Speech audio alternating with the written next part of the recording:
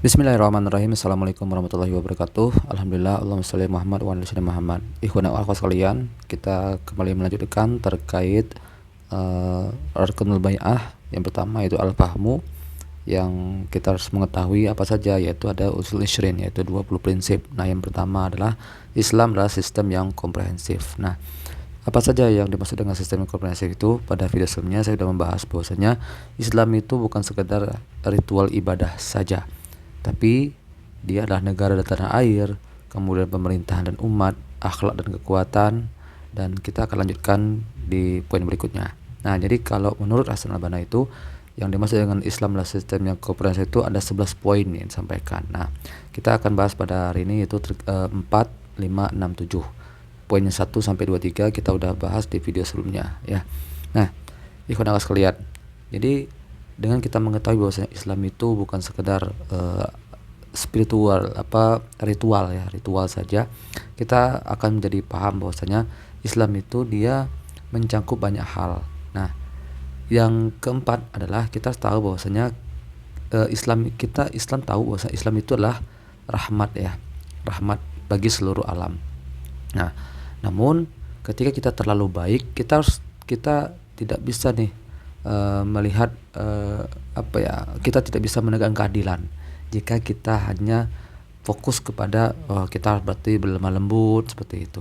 Nah, dan Islam itu mengatur memang kita harus bersikap lemah lembut, tapi dalam hal keadilan kita harus memperlakukan itu sama. Nah, maka untuk rahmat ini bukan sekedar lemah lembut ya, tapi bagaimana kita melihat kondisi latar belakangnya. Misalnya kan ada orang yang mungkin dia mencuri apa seperti itu. Nah, kita lihat ini kondisi di belakangnya, mengapa dia mencuri. Ternyata memang tidak sanggup ya untuk hidup di hari itu. Maka disitulah rahmatnya kita seperti itu. Bagaimana kita bisa membuat keadilan itu memang benar-benar adil seperti itu. Nah, adil ini bukan berarti sama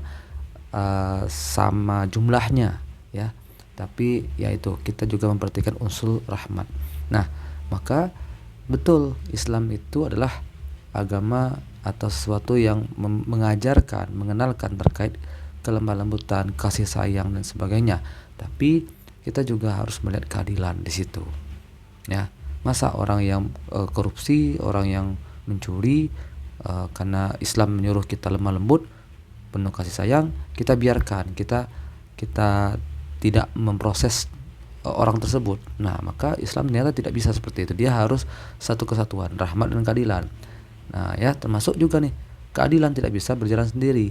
Ketika seseorang itu hanya fokus kepada undang-undang yang berlaku sementara tidak melihat kondisi ya orang tersebut, maka langsung divonis. Nah, itu tidak boleh juga. Maka Islam mengatur hal tersebut. Ya, nah dengan tahu bahwasanya Islam ternyata mengatur hal ini, maka ini tentu bisa menjadi bahan promosi ya kepada orang-orang yang non muslim seperti itu. Ternyata Islam dia melihat kondisinya, maka dia akan bersikap lemah lembut, kasih sayang, dan sehingga nanti bisa menghasilkan sebuah keadilan. Nah, berikutnya Islam itu adalah di samping dia adalah ritual ibadah ya, dia juga peradaban dan undang-undang. Nah, di sini kita tahu bahwasanya peradaban itu adalah lingkungan dan segala cakupannya. Nah, seperti itu. Dan ketika umat Islam berada dalam satu komunitas, satu tempat ya, satu perkumpulan, maka mereka akan sedang membangun yang namanya peradaban. Namun ya, ketika kita punya ya lingkungan seperti itu, kita harus memperhatikan juga bagaimana undang-undang yang berlaku di sana. Nah, dan undang-undang ini ya adalah prinsip yang mengontrol umat, prinsip yang bisa mengontrol masyarakat. Jika seandainya umat Islam tidak berada dalam posisi yang mengelola undang-undang ini, maka bisa saja dia akan menyerang peradaban umat Islam itu sendiri. Dia justru akan menjadi musuh umat Islam itu sendiri. Nah, maka perlu kita sebagai umat Islam harus masuk ke ranah yang nanti akan membuat sebuah undang-undang ini. Ya, termasuk yang keadilan tadi. Jika seandainya umat Islam tidak masuk ke ranah keadilan ini atau menjadi hakim, ya, menjadi jaksa dan sebagainya, maka dia akan fokus kepada keadilan adil, harus sama rata, tapi tidak melihat unsur rahmat. Nah, maka Islam mengajarkan bagaimana ketika undang-undang itu ada di daerah kita, kita harus juga melihat bagaimana nih peradaban di sana, ya, bagaimana kondisinya. Dan ketika kita fokus kepada daerah budaya kita saja, tidak melihat undang-undang yang sedang berlaku di daerah tersebut, maka itu tidak boleh. Kita harus dimana kita harus memposisikan diri, kita harus adaptif. Nah, ini diperhatikan sama Islam. Apa yang harus kita ketahui? Kenapa kita harus mengetahuinya?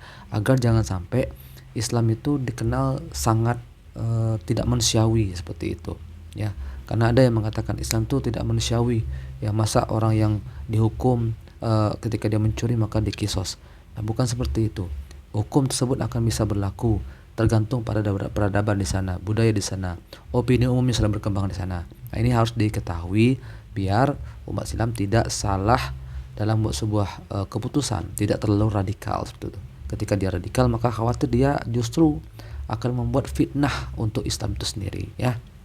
Nah, itu. Jadi ada peradaban. Jadi peradaban tidak bisa berjalan sendiri, undang-undang juga tidak bisa berjalan sendiri, maka dia harus melihat memperhatikan, ya. Ketika ada undang-undang yang berlaku, kita bikin undang-undang, ya, karena gara-gara kita mencontek barat, akhirnya kita langsung bikin undang-undang sementara tidak sesuai dengan peradaban yang di sana. Atau kita sedang membangun peradaban kita sendiri, tidak memperhatikan undang-undang yang berlaku. Kita tahu bahwasanya ideologi negara kita adalah Pancasila. Sementara kita fokus karena kita muslim kan, jadi kita harus all out totalitas 100% Islam. Maka membuat kita justru akan dimusuhi oleh masyarakat itu sendiri. Nah, kecuali itu akan bisa dilakukan jika seperti Madinah yang totalitas 100% tunduk kepada Rasulullah SAW, seperti itu, ya. Dan sementara waktu orang yang Yahudi yang ada di Madinah pada waktu itu, silahkan mereka bergerak sendirinya. Tapi untuk internal, ya, di dalam, maka karena ada satu kesatuan, satu pemahaman, dan satu tokoh sentral di daerah sana yaitu Rasulullah SAW, maka peradaban ini terus berlanjut dan bahkan undang-undang di Islam pun bisa diberlakukan di situ. Tapi sementara kita saat ini adalah kita itu memang Islam tapi beda-beda sudut pandang. Ada mazhabnya, maka kita tidak bisa mengeneralisir satu undang-undang atau peradaban, ya. Kita harus menyesuaikan. Yang berikutnya, Islam itu juga adalah ilmu pengetahuan dan juga pengadilan. Nah, di sini kita inginnya orang-orang yang membuat sebuah keadilan ini, ya, yang membentukkan sebuah perkara, yang membuat sebuah statement itu harus berbasis ilmu pengetahuan. Dia harus menyampaikan itu objektif dan amanah. Lihat, Islam mengatur hal ini. Islam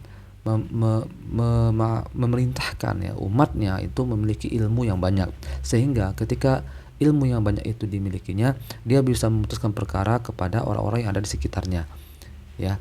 Misalnya terkait waris gitu. Coba agama mana yang sampai detail menjelaskan tentang warisan seperti itu? Islam menjelaskan dengan detail, bahkan seperduanya siapa, 2/3-nya siapa. Kemudian jika seandainya orang yang si ibu tidak ada, maka diarahkan ke siapa, detail banget, dan itu dijelaskan dalam Al-Quran. Coba bayangkan. Nah, ini menunjukkan bahwasanya Islam itu inginnya memang umatnya itu memutuskan perkara harus objektif by data, ya, by sumbernya ada, baik itu sumber yang primer maupun sekunder. Nah, ketika ilmu pengetahuan berjalan dengan sendirinya tanpa ada nanti kita, ya, bakal memutuskan perkara, ya, melihat kondisi di sana, maka ilmu pengetahuan ini akan membuat seseorang ini justru bisa saja, ya, dia akan memutuskan perkara tidak sesuai dengan bagaimana kondisi yang ada di sana. Misalnya ketika seorang terlalu pintar, ya, pintar banget itu, dan dia melupakan nilai-nilai spiritual, ya, karena dia berfokus pada sains, yang ini kan berdasarkan hasil riset seperti itu. Sementara Islam, ya, Islam itu dia tidak bisa hanya berbasis riset, dia juga ada sesuatu yang sifatnya spiritual, ya, spiritual atau sesuatu yang memang tidak nampak, ya. Nah, maka sains dan Islam ini kadang jika memang kita benturkan, ini memang sering terjadi perdebatannya panjang. Kenapa? Karena riset itu harus by real gitu, ya, datanya real dan nampak bisa dibuktikan. Sementara spiritual ini kadang sulit untuk dibuktikan. Bukan berarti dia tidak bisa dibuktikan, sulit untuk dibuktikan. Terkait Allah lah, ya Tuhan, malaikat, seperti itu kan butuh dibuktikan. Dan sains dia harus rasional, seperti itu. Nah, sementara Islam ada beberapa poin-poin. Nah, makanya kita harus memahami bahwasanya ilmu pengetahuan itu ada yang sifatnya memang kita harus menyesuaikan ya dengan agama, sehingga harapannya itu sejalan. Dan kita lihat saja di Al-Quran itu 80% itu insya Allah bisa dibuktikan nyata. Hanya ada beberapa poin lah, ada sekitar 20% lah yang itu belum bisa dibuktikan secara ilmiah. Misalnya seperti surga, neraka, wujud malaikat dan sebagainya kan. Itu kan lebih kurang itu belum bisa dibuktikan. Bukan berarti tidak bisa dibuktikan, belum bisa, ya kan? Nah, maka jika 80% ini benar semua, maka otomatis 20% ini ya condong kepada benar juga, seperti itu. Nah, maka ini perlu diperhatikan oleh umat Islam, harus senantiasa masuk ke ranah ilmu pengetahuan ini. Sehingga nanti ketika kita udah punya ilmu pengetahuan yang banyak, kita bisa memutuskan pengadilan. Kita bisa memutuskan, di sini bukan berarti pengadilan yang ada di di pengadilan umum, pengadilan pada biasanya. Adil di lingkungan kita pun juga butuh yang namanya ilmu pengetahuan. Maka di sini umat Islam memerintahkan umatnya wajib ya untuk memiliki ilmu yang banyak. Nah, maka ini perlu kita sampaikan kepada umat Islam. Itulah kenapa kalian harus memiliki ilmu pengetahuan, karena di masyarakat butuh ilmu itu untuk memutuskan suatu perkara. Maka sebagai umat Islam kita juga punya tanggung jawab sebagai khalifah fil ard, maka wajar ilmu pengetahuan itu harus kita miliki banyak agar kita bisa memutuskan perkara di antara dua hal yang mungkin bertentangan, maka kita menjadi penengahnya. Dan harapannya kita tetap juga harus berlaku rahmat dan adil, ya. Nah, yang terakhir adalah yang ketujuh, materi dan kekayaan. Nah, jadi Islam itu bukan sekedar sesuatu yang abstrak saja, yang nggak nampak saja. Dia juga membahas terkait sesuatu yang bisa nampak, yang bisa dirasakan, yang bisa diberdayakan.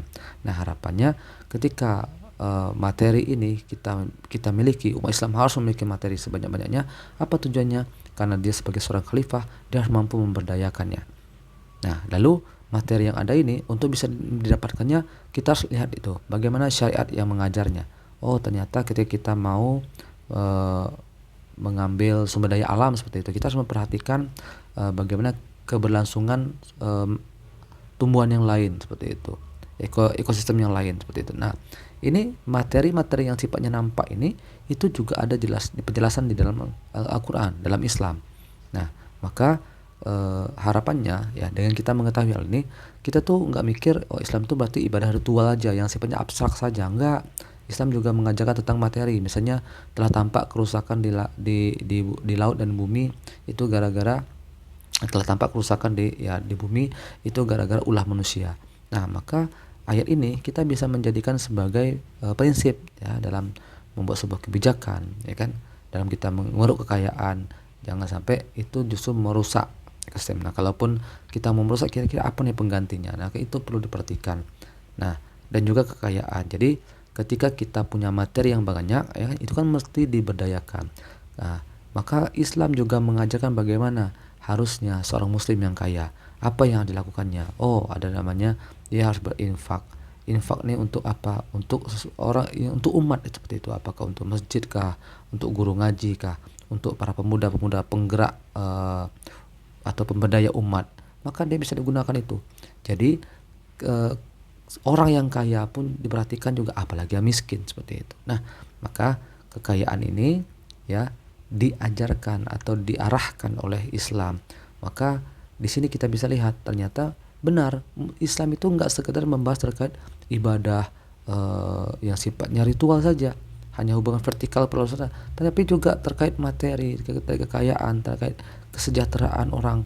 Nah, maka pikirkan hal itu sehingga dengan kita mengetahui definisi Islam itu bukan sekedar aktivitas spiritual yang bentuknya ritual saja, maka kita pun juga harus nih masuk ke ranah sini agar kita bisa mendapatkan materi yang banyak dengan tujuan kita jadi kaya. Kalau udah kaya, kita bisa memberdayakan masyarakat, memberdayakan muslimin khususnya.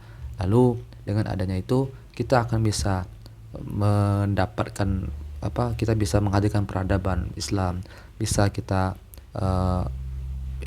menjalankan perintah Allah SWT dengan aman, tidak ada ancaman dan sebagainya. Nah, ini terkait usul isyrin ya. Yang pertama yaitu Islam adalah sistem yang komprehensif. Sistemnya apa saja kita udah bahas ya, 1-3. Ada yang namanya Islam dan tanah air. Islam itu adalah pemerintah dan umat. Islam itu akhlak dan kekuatan. Nah, pada video kali ini kita bahas 4-7. Nah, di video berikutnya kita akan bahas poin 8-11 ya. Baik, itu saja, terima kasih. Silakan subscribe channel YouTube ini untuk mendapatkan informasi terkait video baru yang akan diupload. Terima kasih. Assalamualaikum warahmatullahi wabarakatuh.